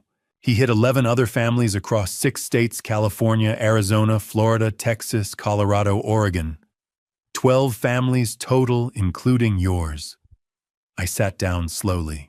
How much? $8.7 million. The number hung in the air like a verdict. Hannah was crying now, silent tears streaming down her face. I reached across the desk and took her hand. The pattern's consistent, Rebecca said. He finds young women with wealthy parents, usually women in their late 20s or early 30s working in caregiving or social services. Women with access to vulnerable people. He gets close, learns about their families, then manipulates them into stealing. When the heat gets too close, he disappears.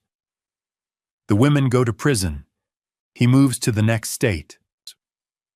How many women? 7 that we know of. 2 in Florida, 2 in Arizona, 1 in Texas, 1 in California, and Natalie in Colorado. 3 of those women are still in federal prison. 1 died by suicide 2 years into her sentence. My chest tightened. Natalie was one of 7. 7 women he'd destroyed to get to their family's money. What about the families? I asked. Devastated. 3 elderly parents died before they saw justice. 2 families lost their homes. 1 man, a veteran in Texas, lost his entire retirement and had to move in with his son in another state. The Arizona victim was a woman with dementia. Her daughter drained her account over 3 years. By the time anyone noticed, the mother was in a state facility and the daughter was in prison. Derek was long gone. I thought of Claudia, her journals, her 5 years of silent documentation, her refusal to tell me until she had proof. She'd known. Somehow she'd known Derek was more than just a bad boyfriend. When's the arraignment? I asked. Next week. Denver District Court. They're charging him federally wire fraud, conspiracy, interstate transportation of stolen funds, money laundering. The DA wants you there, and Hannah, if she's willing. I looked at my daughter. She nodded immediately. We'll be there, I said. 1 week later, the federal courthouse felt different than the county building where Natalie had been tried. Bigger, colder, more permanent. Derek was brought in wearing an orange jumpsuit and ankle chains. His hair was shorter than I remembered his face, tanned from a year in Mexico. He looked relaxed, almost amused. That changed when he saw me. Our eyes met across the courtroom, and something flickered in his expression. Recognition, then calculation. He was still trying to figure out an angle.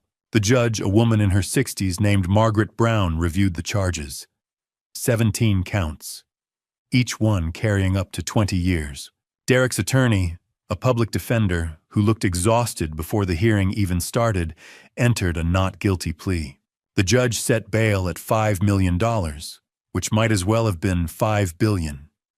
Derek had no assets. Everything he'd stolen had been spent or hidden. The defendant is remanded to federal custody pending trial, Judge Williams said. Trial date set for March 15th. As the marshals led Derek away, he turned back toward me. I expected anger, maybe fear. Instead, he smiled. "Your wife was smart," he called out loud enough for the whole courtroom to hear. "Smarter than all of them. She was the only one who saw through me before I could run." The marshals pulled him toward the door, but he kept talking, his voice carrying across the marble floors. "She built a case against her own daughter for 5 years. That's dedication. That's—" The door closed, cutting him off. Hannah was shaking beside me. Rebecca stood on my other side, her jaw tight. "He's trying to get under your skin," she said quietly. "Don't let him." But I wasn't angry. I felt something else. Something like pride. Claudia had seen him. Not just seen him, she'd understood him. She'd known that speaking up without proof would tear the family apart. So she documented everything. Dates, amounts, methods, patterns. She'd built a legal case that would stand up in court, that would protect Hannah and me even after she was gone. She'd beaten him without ever confronting him face to face. That was real strength. 3 months later, Derek's trial lasted 2 weeks. The prosecution brought in victims from all 6 states, elderly parents who'd lost their savings, daughters and sons who'd discovered too late what had been stolen, families who'd been torn apart by betrayal. The defense tried to paint Derek as a victim himself, abandoned as a child in and out of foster care, just trying to survive. His attorney argued that the women had acted on their own, that Derek had simply been a boyfriend who didn't ask enough questions. The jury didn't buy it. On the 14th day, they returned a guilty verdict on all 17 counts. Sentencing came a month later. Judge Williams sentenced Derek to 18 years in federal prison with no possibility of parole. Restitution was set at $8.7 million to be divided among the 12 victim families. "Mr. Morrison," the judge said, looking down at him from the bench, "you have spent the better part of 2 decades preying on families. You targeted trust. You weaponized love. You turned daughters against mothers, sisters against fathers. You left a trail of broken families and empty bank accounts across this country." She paused, letting the words settle. "This court will not show you the mercy you never showed your victims. 18 years. And I hope you spend every single day of that sentence thinking about the lives you destroyed." Derek said nothing. His face was blank now, all the charm and calculation finally gone. As they led him away, I thought of Claudia's letter. "Please don't let Natalie get away with this, not for my sake, but for everyone else she might hurt."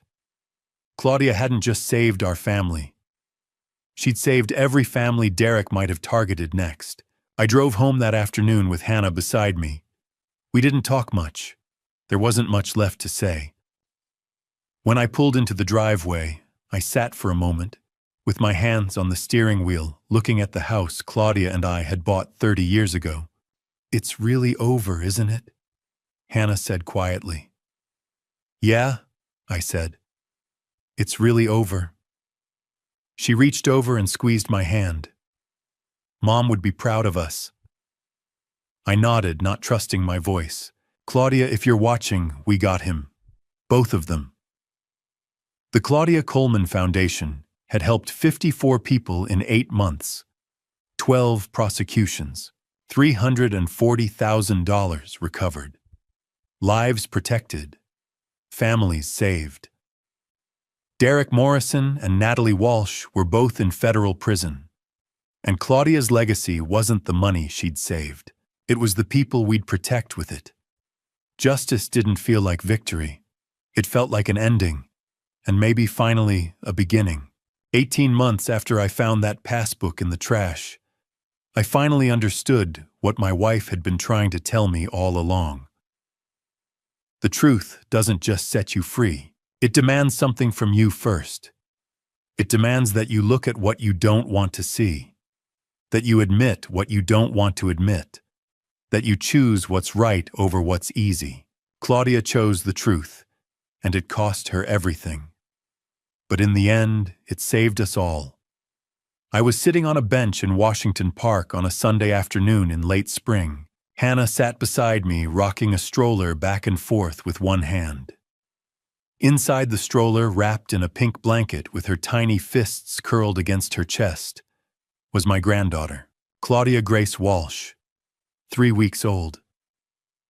Hannah had told me the name 2 months before the baby was born. I'd cried in the hospital parking lot for 20 minutes. "She's got Mom's nose," Hannah said, smiling down at the baby. "Look at that little thing." I leaned over and studied my granddaughter's face. She was right. Claudia's nose, Claudia's chin, maybe even Claudia's stubborn streak, judging by the way she'd screamed through her first diaper change that morning. "Your mom would have loved her," I said quietly. "I know." Hannah's voice caught. I wish she could have met her. We sat in silence for a while, watching joggers pass by and dogs chase tennis balls across the grass. The park was full of families, kids on bikes, couples holding hands. Life moving forward the way it always does. "The foundation hit a milestone last week," Hannah said after a while. "We've helped over 150 people now. 18 months, 150 victims of elder financial abuse who got legal help counseling or financial recovery." I nodded. I knew the numbers. I reviewed them every week. "We've recovered $1.2 million for victims across 8 states, Hannah continued. "And 8 states have adopted our model. California, Arizona, Texas, Oregon, New Mexico, Nevada, Utah, and Montana. They're setting up their own programs based on what we built. $1.2 million, 8 states, 150 lives protected. Claudia's $3 million was doing what she'd always wanted it to do. It was helping people. It was stopping predators like Derek and Natalie before they could destroy another family." "Evelyn called yesterday," I said. "She wanted to tell you that her grandson got into college. Full scholarship. He's the first person in their family to go." Hannah smiled. "That's because of the money we recovered for her. $15,000. It paid for his SAT prep and application fees." $15,000. The amount Natalie had stolen from a 78-year-old woman who'd trusted her. Now that same $15,000 was sending a kid to college. "Raymond's doing well too," Hannah said. "He's teaching again. Volunteers at the VA 3 days a week, helping other veterans avoid financial scams." Raymond Fisher, 83 years old, $22,000 stolen. He'd spent 6 months thinking he'd lost everything. Now he was teaching other people how to protect themselves. And Irene, she's on our board of advisors now. She told me last week she's never been happier. She said helping other people heal has helped her heal. Irene Fletcher, 80 years old, $18,000, Claudia's friend and neighbor who'd been betrayed while Claudia was dying. Now she was part of the mission to make sure it never happened to anyone else. I looked down at baby Claudia fast asleep in her stroller. Her tiny chest rose and fell in a steady rhythm. Peaceful, safe, loved. "Mom would be so proud of you," I said to Hannah. She reached over and squeezed my hand. She'd be proud of both of us. We stayed in the park for another hour watching the sun move lower in the sky. Then we drove to Fairmount Cemetery. It was our Sunday ritual now. Park first, then the cemetery. Hannah with the baby. Me with flowers. We walked slowly up the hill to Claudia's grave. The headstone was simple, gray granite with her name and dates. Claudia Coleman Walsh, 1968 to 2025. She chose truth over comfort. Hannah had picked the inscription. I'd approved it immediately. I knelt down and placed the flowers at the base of the stone. White lilies. Claudia's favorite. Hannah stood a few feet back, holding the baby against her chest. She was giving me space. She always did. "Hi, Claudia," I said quietly. "It's me again." The words felt awkward at first, talking to a headstone. But over the past 18 months, it had become easier. Not because I thought she could hear me, but because I needed to say the things I'd never said when she was alive. I brought Hannah and the baby today.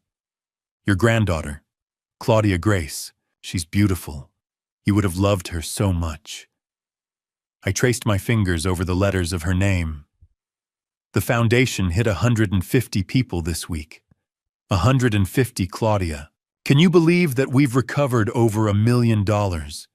8 states are using our model now. You're helping people all over the country. My voice cracked. I cleared my throat and kept going. Thank you for the passbook. Thank you for the journals. Thank you for loving me enough to protect me even when it hurt you. Even when it meant pushing me away. Even when it meant carrying all of that weight alone for 5 years. I closed my eyes and let the tears come. I wish I'd listened sooner. I wish I'd seen Hannah's pain. I wish I'd believed that you were distant, because of Natalie, not because of me. I wish I'd trusted you enough to ask the hard questions. I opened my eyes and looked at the headstone again. But I promise you this, your truth will never be forgotten. 150 people are safe because of you. And that number's going to keep growing. Every single day, someone's going to be protected because you had the courage to document what Natalie was doing. Because you built a case instead of just making an accusation. Because you chose the hard path. I placed my hand flat against the cold granite. Rest now, Claudia. Justice has been served. Derek's in prison for 18 years. Natalie's serving her sentence. Hannah and I are healing. And your legacy is saving lives every single day. Hannah walked over and stood beside me. She knelt down and placed one hand on the stone next to mine. "Hi, Mom," she whispered. "We miss you. Every day." Baby Claudia stirred in her arms and made a soft, cooing sound. Hannah smiled through her tears. "Your granddaughter says hi too." We stayed for a few more minutes, then stood and walked slowly back to the car. As we drove home, Hannah turned to me. "Dad, I need to tell you something." "What is it?" "I went to see Natalie again last week. That's twice now." I kept my eyes on the road. My hands tightened on the steering wheel. "How is she?" "Different," Hannah said carefully. "She's taking classes, accounting and business ethics. She's in therapy twice a week. She talks about Mom a lot, about what she did, about how much she regrets it." I didn't say anything. "She asked about you," Hannah continued.